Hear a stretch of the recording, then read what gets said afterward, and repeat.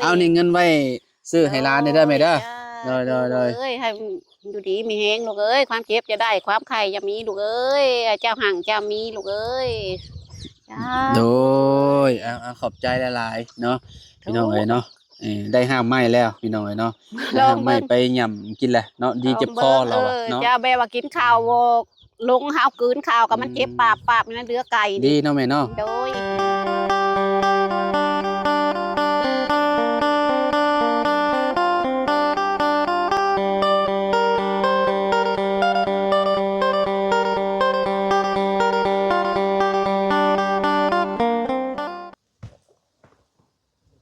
เอาสบายดีและสวัสดีเนาะพ่อแม่พี่น้อง FC เบิร์สสู่คู่สู่คนเนาะเปิดภาพมาพี่น้องเนาะก็อยู่ที่บ้านน้องอีเด้อพี่น้องเด้อเนาะที่อยู่ในช่องเบาลี่แหละพี่น้องเนาะไทย FC เคยเบิร์ก็คือชิฮู้อยู่ดอกเนาะมาก็มาเจอเบาไล่กับเบาเงาอยู่พี่น้องเนาะเจอกันอีกคือเก่าเพราะว่าเฮานำมากับเบาลี่พี่น้องเนาะเบาลี่ไปบ้านน้องกิ๊กก่อนแล้วเนาะเพราะว่าบ้านน้องนี่ก่อนฮอดบ้านน้องกิ๊กพี่น้องเนาะก็เลยแวะมาพี่เนาะสบายดีเด้อสบายดีโอ้อุ้มมาพร้อมบัดนี้เนาะพิงไพ่เนาะว่าไรเนาะหนาวคักพี่น้องเอ้ยเนาะอากาศหนาวครัวมันกระบกกระคักแล้วนี่เนาะอ๋อพี่น้องเอ้ยเนาะมาคำได้ไหมเนี่ยคำเจ้ามาแต่บ้านน้องเทพผู้ไปวนเนาะพี่น้องเพราะว่ามันคนละทางเนาะบ้านน้องเทพไปขึ้นไปพุ่นทางเลข13พุ่นคนละเส้นได้แล้วแม่นคนละเส้นกันเลยพี่น้องเอ้ยเนาะก็เลยมาคำแน่มื้อนี้พี่ทางแม่ตู้สบายดีแม่ตู้อ๋อลูกหลานเราหลายลี่เนาะอันนี้ก็แม่นบ่อันนี้ลูกแล้วอันนี้ลูกอันนี้ก็ลูกแล้วอันนี้ลูกอันนี้ลูกชายหลาบ่อ๋ออันนั้นหลานอันนี้ก็หลานอันนี้บ่น้องอีน่ะแม่นบ่อีล่ะโดยเหรอวะเราเอาลาวบ่ได้บ่อะไรไว้เลิกกับเบ้าลาวแต่ว่าบ่เว้าบริเวณลาวเทิงเว้าจ้อยๆบ่นี่ต้มมีกินยังบ่กินบ่จะว่าย่านซุมนาบ่าวบ่จักบ่ย่านซุมข่อยบ่ฮะยะอ่าบ่าวนี่ก็บ่าวนี่อะไรหรอไผงามจะบ่าวเขาเงียบกิ๊บ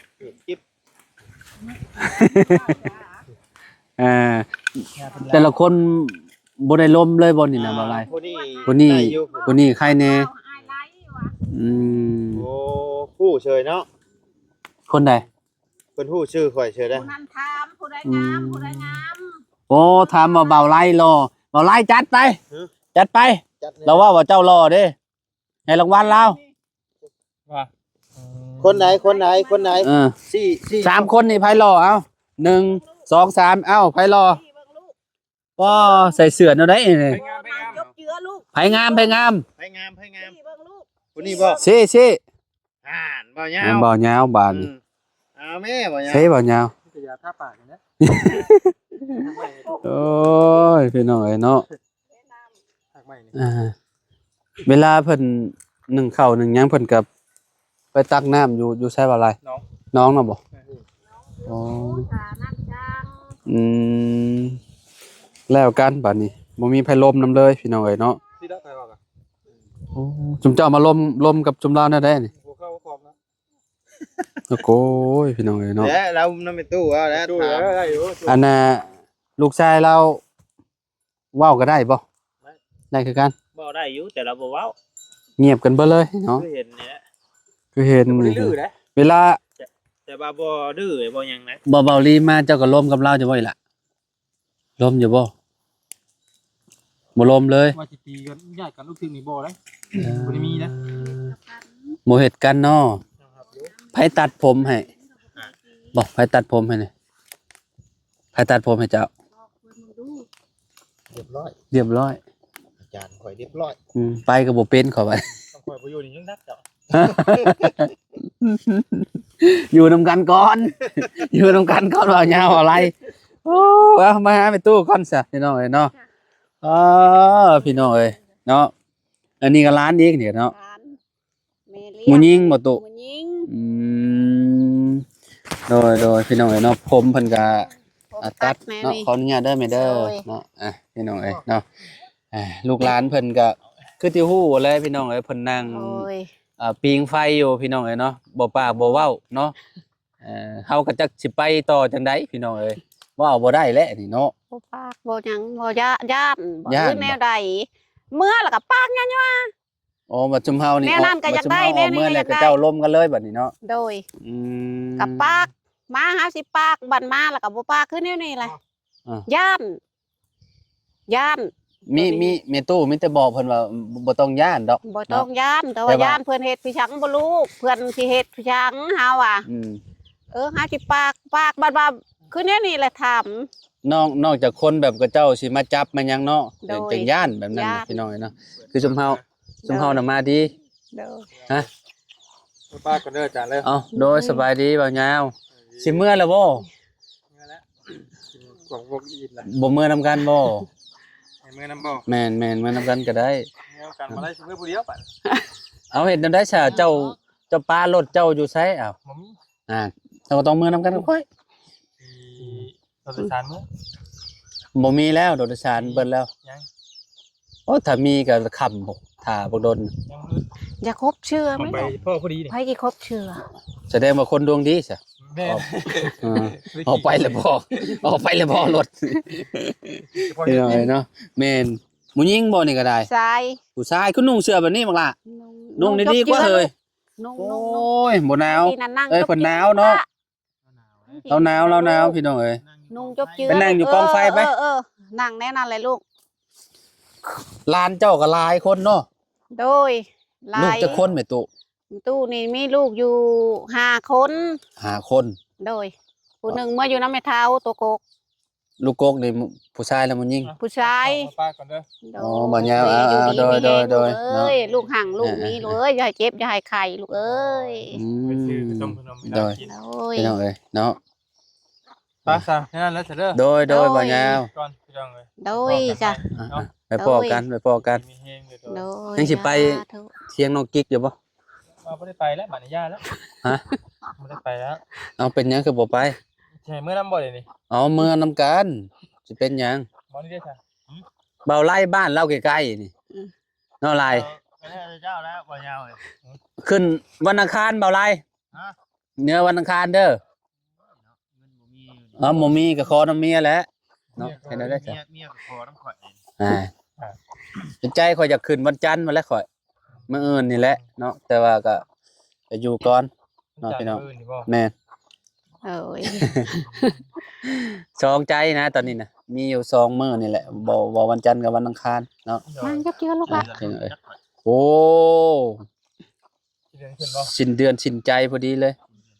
อืม ไปน้อยไปไหลเบ้มาผูก เอ้าถามเราต่อก่อนเด้อบ่ยาวเด้อโดยพี่น้องเอ้ยเนาะก็คือลูกกกเจ้าน่ะไปอยู่นำไผก็เจ้าว่ากิน เมื่ออยู่น้ำพอเท่าเมื่ออยู่เฮือนหลัง โดยบ่ลายโดยสบายดีเด้อโดยบ่ยาวกับเอ้าโดยไปพ้อกันบ่ยาวเด้อโดยพี่น้องเอ้ยเนาะแต่คนที่2อยู่ไสซะบัดนี้ คนที่สองไปทำงานโดย ทำงานอยู่ไทยบ่ โดยไปหาปลูกยามาใส่นี่หมู่ จักปีแล้ว หาก็ไปปีนี้ อ๋ออัน ไป นี้ เดือน5เลย นี่ เพิ่ คื น อ ลงมา เพิ่นก็มีครอบครัวแล้ว บ่ โสด โจด มุยิงในทราย ผู้ชนิงลูก มุ เอ้ ยิ ย งเนาะ ผู้หญิงเอื้อยปักนั่นเด้ แต่คนที่3ได้บัดนี้อยู่ไส คนที่3ก็ไปน้ำเดียว ไป สอง ไท ค ย นเอ้ย คือกัน น้องไปน้ำเดียวหมด ที่ ที่สี่เลยอยู่เฮือนพอเท่าอยู่นะฮะ 4อ๋อผู้ที่ เปิด ห้า ผู้ที่ห้าเลยเหนือนี่ ใช่โมนี่บ่แม่นประตู โดย มี5หรือ6 ห้า เออเพิ่นโมนี่เนาะ โดย ใกล้หันล้านจะเบิดน่ะเนาะ ร้านในลูกช้องนี่ น้องอีได้ซะเป็นลูกคนที่เท่าใดน่ะ ลูกเช้า ลู ลู ก ก สา เช้าว ของแม่เป็นแม่ห้างผัวป้า ตอนนี้เราอยู่ไส ไปทำงานน้ำเดียวกับน้องสาว อ๋อที่เจ้าว่าเมื่อกี้นี่ครับบ่ โดย อืม พี่คอยก็เลี้ยงลูกเช้าเลย ลูก อันนี้ สาว เจ้าเลี้ยงบ่เลยนี่เนาะ โดย แม่นบ่เลยนะพี่น้อง โดย เนาะโอ้ย ยิง เนาะ สองแม่เลี้ยงแต่แดงๆอันนี้นั่น อืม กินนมคอย อันนี้ได้ บ่ได้ชื่อนมปอกบ่ได้ชื่อนมปองยังใบยาทะพองคู่มือนี่ผู้นี้ เอ้านมเจ้าคือสิมีน้ำให้เรากิน โดยมีแล้ว ตัวนี้ลูกชายลายาแล้วผู้นี้เลี้ยงหลาน โอ้ก็คือแบบเจ้านี่เอาให้ร้านกินต่อเลย โดย อืม เลี้ยง พี่ บ่ได้ชื่อน้องปอกบ่ได้ชื่อน้องปอง อืม ชื่อข้าวชื่อน้ำนี่เลยกินนมเอง โดย เลี้ยง จนใหญ่เนาะ กินใหญ่ ปีจักเดือนแหละนี่ฮอดละบ่2 ปีหรือว่าจังได๋ ก็กบ่จักนะ5 ปีแล้วผัวอันเพื่อนป้าน่ะมาแต่เฮือนผัวติดพลายมากับแม่บ่ได้วนวายเลยลูกเอ้ย ประมาณฮอดละบ่4 ปี ก็สิฮอด คนน้อย เลสิฮอดอยู่ เนาะ โดย บ่4 ปีก็3 ปีป้ายเนาะแม่เนาะ โดย ประมาณนั้นเนาะ 5 ปีนี่แหละอันเพื่อนป้าเดียวกับผัว อืมก็สิรู้แล้วล่ะประมาณคือเฮาเว้าอะแหละ โด เนาะ ย มาแล้วเพื่อนบ่ได้วนวายน้ำลูกลูกกับแบบลึงๆลิงๆแม่เขาก็บ่ได้วนวาย อ่า มาอยู่น้ำพอเท่าแม่เท่า อืม นี่บักนี่ก็ พี่น้องเอ้ยเนาะ เลี้ยง เลี้ยงลูกเลี้ยงหลานเนาะ โอ้ เลี้ยงลูกเลี้ยงหลานกันใหญ่หลายคนพี่น้องเอ้ยเนาะ เขา ผัวเจ้าได้สตุ ผัวก็ไปมันเรียกกับลูกชาว ไปเฮ็ดเวียกพุ่น ไปเฮ็ดเวียกพุ่น อ้าวแสดงว่าชุมเจ้านอน กับลูกนี่แหละ กับลูกกับหลานนี่ กับลูกกับหลานนี่แหละ นอนอยู่นี่ประจำบ่ นอนอยู่นี่ประจำบ่ได้เข้าบ้านเข้าบ้านเฮือนกับแบบเดียวกับเถียงลูกเอ้ย แบบนี้เลยบ่เฮือนอยู่ในบ้าน โด แบบนี้บ่ ยแบบนี้แหละลูกอ่ะอยู่ประจำควายแรงควายพล อืม ยามหมูมีเวียกมีงานข่าวไปเฮ็ดน้ำหมู อืม ข่าวไปเฮ็ดน้ำหมูแล้วออกมา ลูกแต่ละคนน่ะชื่อจังไดลูกเจ้า ลูกโกกหันเท้าน้อย เท่าน้อย นางเน นางแน นางเอื้อง นางเอื้อง เท่านั้น เท่านัด อืม ยังอีกบ่ เท่าเฮือย เท่าเฮือยโอ้ เท่าน้อย เท่าน้อย โดย ลูกหลานได้ชาชื่อจังได ลูกหลานเลยเท่าอูนางอี ได้ใช่นางอูเอ้ยเท่าอู เด้ อันนี้เท่าอู โดย อันนี้นางอี โดยนาง นาง เท่า อี อา เนาะเท่าอา พี่เท่าอานี่ อันนี้เท่าอา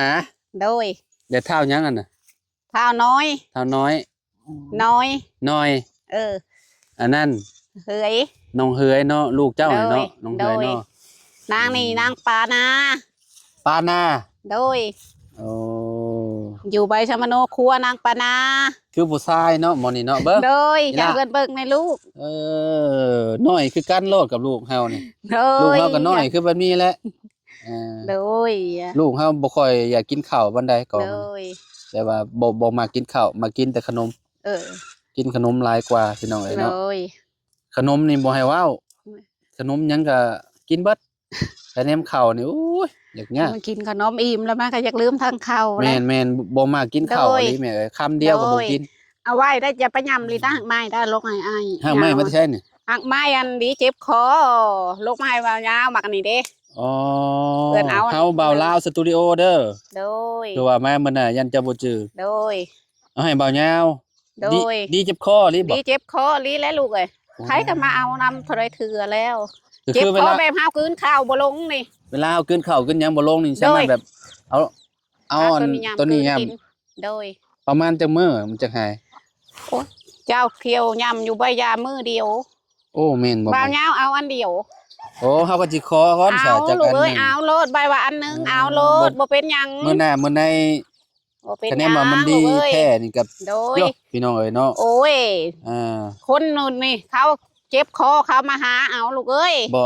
โดยยามนาแม่ขึ้นประคุณเอาโคกพูน โดย มาหมัดไว้ อื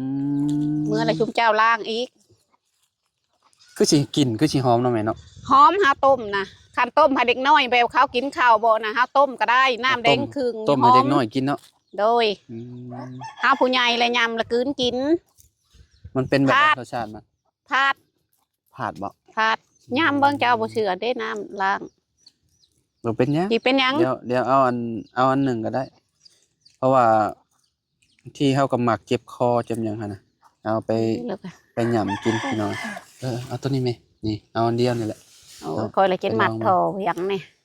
เอามาไว้ คืออันนี้เจ้าเป็นคนไปหามาเองบ่ โดย อ๋อ 5 ชุมเซียวบี้อ่ะ ฮู้จักสมุนไพรแล้วพี่น้องเอ้ยเนาะ โดย ดีกระเพาะเด้ฮู้จักบ่แม่ ดีกระเพาะ แบบว่าเป็นยารักษากระเพาะเวลาเขาเจ็บกระเพาะเจ็บอย่างนี้นะ เอา มี เจ็บ บ่ เจ็บไปบ้านมันปั้นขึ้น แบบเจ็บแสบๆนี่นะ เออ ฮู้จักอยู่บ่แบบเป็นพวกหาไหมอหย่างนี้นะ แบบว่าเขาเจ็บมันหนุนขึ้นมาหัวใจแค่ได้อยู่ โอ้ได้อยู่เนาะ ได้อยู่ อืม ขุดมาไว้ แบบเฮาแต่งบ่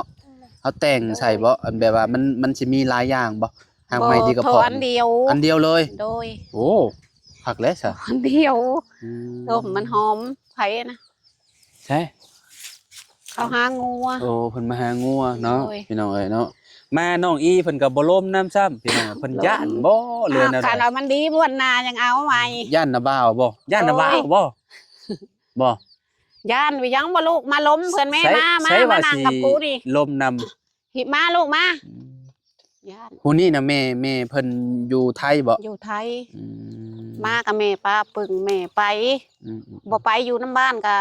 อืม มันบ่วนวายน้ำลูกน้ำเต้า อืม มีแต่แม่ อืม มีแต่แม่ บ่ค่อยโวดน้ำลูกน้ำเต้าเนาะ บ่เคยวนน้ำลูกน้ำเต้า โอ้ยพี่น้องเอ้ยแล้วกัน เอาอัน ซะเนาะ เดียวบ่ลูก แม่นๆเฮาเอาอันเดียวเลยแต่แม่บัดเฮาอันนั้นก่อนบัดอันนั้นเฮา โอ้ย สิมาเอาน้ำอีก โดย เอาไป เอาไว้ เอาไปกินลองเบิ่งหั่นน่ะเพราะว่าฮู้บ้านเจ้าละเด้ก็สิ โดย มาเอาน้ำเจ้าคือเก่า ไปเอาพูน อืม ทางห้วยพ่องห้วยเดือไปละยามนั่นไปขุดเอาดินอ่อน อ่า ปัญญามหาเจ็บแล้วมันยากเพื่อจะไปหา แม่ ห น มอ แล้วแม่นแล้วถูกต้องแล้วเนาะ หามาไว้ หามาไว้ โด เวย ลาแบบว่าเฮาคันคอคันคอนี่ก็กินดีบ่แม่ ดีคือการ ดีบ่ เลย อืมเดี๋ยวสิล้างน้ำแล้วลองยำลองเบิ่งซะ ลอง เนาะ เบิ่งพาด พี่น้องเอ้ยรสชาติสิเอาเป็นผาดแล้วว่ะเนาะ พาด ยาสมุนไพรพื้นบ้านเฮานี่คะแนนฮู้จัก โอ้ ก็ ย จะดีทุกอย่างเลยพี่น้องคือแบบ เก็บ คือแบบ เก็ แถวนี้แล้วนี่ต้นหมอกต้นไม้นี่แม่นเบิด โดย นี่เนาะแม่เนาะ โดย แต่ว่าเฮาบ่ฮู้ว่าเฮาสิเอาไปใช้ในจุดใดหั่นน่ะ โดย อืมเจ้าย่ำบ่ได้บ่ล่ะ โดยอยาก โอ้ งาม ผ่านบ่ฟาดบ่ผ่าน พี่น้องเอ้ยเนาะ ยามให้บ่าวยาวเบิ่งบักนี่ก็ อืม เอาก็เลิกออกดูกมัน อืม เอามาไว้ ค่ำแล้วพี่น้องเอ้ยแป๊บเดียวนึง โอ้ย แป๊บเดียวหนึ่งวันเวลาบ่แม่นแม่นแหละพี่น้องเอ้ยเนาะค่ำไว้ยามนี่เนาะประมาณ5โมงปลายก็ซ้ำ6โมงแล้วตะเว้ เป็น นผีผนอกผนัยกับแม่หาได้อยู่ เป็นผี เป็นผีผนอกผนัย เวลา ต้องห เวลา เจ็ เป็ บ นตุ่มนี่บ่ ไปแล้วหาเจ็บน้ำท้อง แม่นบ่ โดย อ๋อ แม่มีแต่ขุดมาไว้โลดมันเป็นหาวกลางค่ำกลางคืนมันยากหาไปหา แม่นแล้ว กิน แม่น เอ แล้ว งจะหาเอง ม เอาขุดมาไว้ โดย มันสำหรับกลางค่ำกลางคืนแหละฮะบ่กล้าเข้าป่าเข้าดง แม่นเลยเนาะถ้าบ่มีอันพี่น้องเอ้ยถ้าบ่มีอันแม่เจ้าชื่อแม่หยังก็ ปวง แม่ปวงเนาะ โดย คันบ่มีแม่ปวงลูกหลานก็บ่กล้า จัก ล้มน้ำกับ สิคือแนวใด เฮา แหละ พี่น้องจักสิไปทางใด โดย เนาะว้าวบ่ได้พี่น้อง โด เอ้ ย ยเด็กน้อยก็เจ้าก็บ่ตีก็เจ้าแหละเนาะเฮาเข้ามาใหม่ก็เจ้าก็ย่านมื้อนี้บ่ต้องย่านเด้อเวลาอ้ายมาเด้อ โดย ล้มน้ำเด้อ โดยจ้ะ เอาโอเคจ้ะแม่เฮา โดยจ้ะ ไปบ้านน้องอันน่ะก็เด้อ บ้านน้องกิ๊ก น้องกิ๊กก็เด้อแม่เด้อ โดย เนาะ โดย เอานี่เงินไว้ซื้อให้ร้านได้เด้อแม่เด้อ โดย เอ้ยให้อยู่ดีมีแฮงลูกเอ้ยความเจ็บจะได้ความไข้จะมีลูกเอ้ยเจ้าหั่งจะมีลูกเอ้ยจ้า โดยเอาขอบใจหลายๆเนาะพี่น้องเอ้ยเนาะได้ห้ามไม้แล้วพี่น้องเอ้ยเนาะได้ห้ามไม้ไปหย่ำกินแหละเนาะดีเจ็บคอเราอะเนาะ จะแบบว่ากินข้าวโวกลงหาวกลืนข้าวกับมันเจ็บปากมันเดือไก่ ดีเนาะแม่เนาะ โดย โอเคจ้ะไปละพี่น้องเอ้ยเนาะค่ำแล้วเนาะ โอ้ยจ้ะ สบายดีเด้อแม่เด้อ สบายดี สบายดีเด้อสบายดีลูกห ส ล่ะ บายดีเพื่อนลู โอก เคไปสบายดีเด้อ พญายอลูก พี่น้องเอ้ยเนาะอยู่ดี น้ มี อง แฮง ป้าก็ว่าบโลด